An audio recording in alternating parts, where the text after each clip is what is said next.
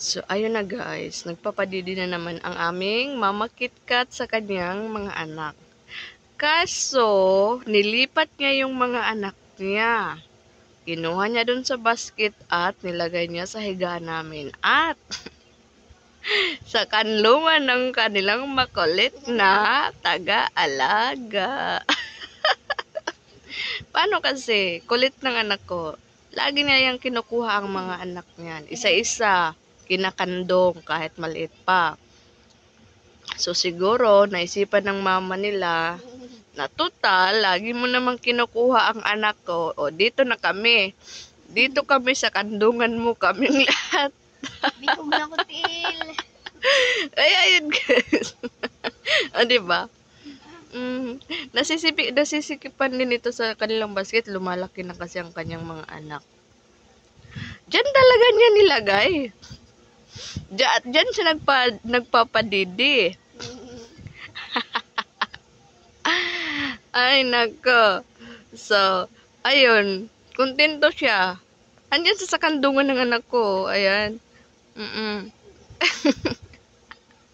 Kawawa naman. Lagi niya kasi yung binubuhat mga anak. Kahit nung nakapikit pa yung mga mata, kinukuha isa-isa.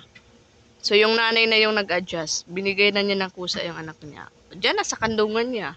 O, diba? O, saan ka pa? Ang cute-cute na nila. Alam mo, 2 weeks na yan, pero parang ano pa rin. Ang lilit nila. Hindi ka naman kasi, 5 kasi sila, oh. Siguro, ano sila sa gatas. Kulang sila sa gatas. Tsaka, hindi masarap yung gatas siguro ng nanay nila. Di tulad nung tatlo kong unang naging, yung unang nanganak na pusa sa akin. Ang bilis lumaki nun. Ito, pero okay na rin, ganito sila kalit. Parang lang, miniature. Oh. Hindi na sila, diba? Ayan, ang talino ng nanay, yung nanay, slip ng nanay. Nasa kandungan ng kaniyang pinakamamahal na amo. Sabi niya, ito regalo ko sa'yo. Total, pasok ka na bukas. Dito na kami mangungulit. Nako, lagot na. So, that's all for today's video. Thank you so much. Bye-bye.